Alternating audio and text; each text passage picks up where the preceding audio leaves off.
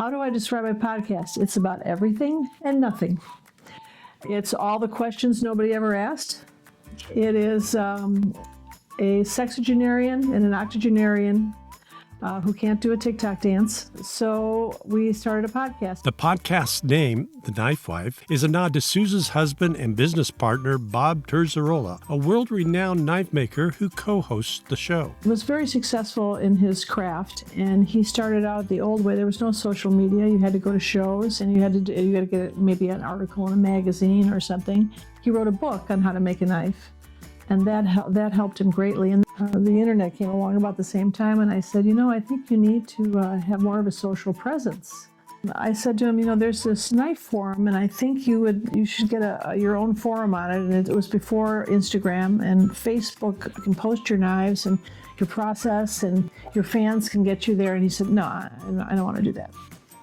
So I signed up for it, and 3 days later, I happened to open up my laptop, and he had 4,000 messages in 3 days. I said, if you don't embrace this, you're going to be left standing on the curb, and everyone's going to drive right by you. I wanted people to be able to see what a craftsman does with his hands in a very simple 3-car garage shop.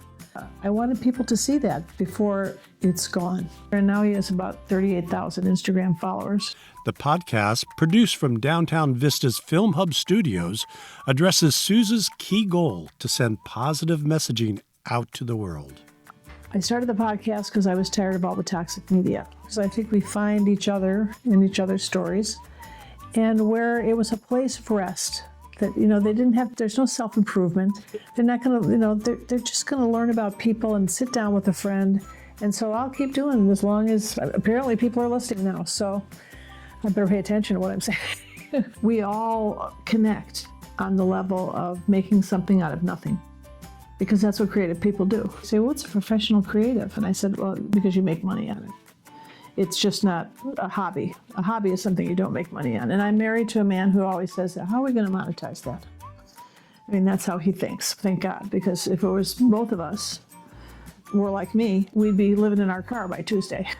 I've met so many interesting people in movies and TV and in the art world, and we travel a lot. And so I said, I'm going to start interviewing creators, people who are entrepreneurs, people who think out of the box, because for me, where is the box? I don't know where the box is. So what's next? The world of comedy has come calling. I've always been the class clown, and I love people laugh when I see their faces light up, and nothing makes me happier than that. And I happened to meet a stand-up who said, we meet down in San Diego on Sundays, and would you like to come down there? It's the hardest thing I've ever done in my life. But, when you laugh at yourself, it's a good feeling. I hope to bring more of that out in the podcast and the creatives. And we're going to have a lot more comedians on, because now I'm in this world and I have a lot of them, and they're great interviews.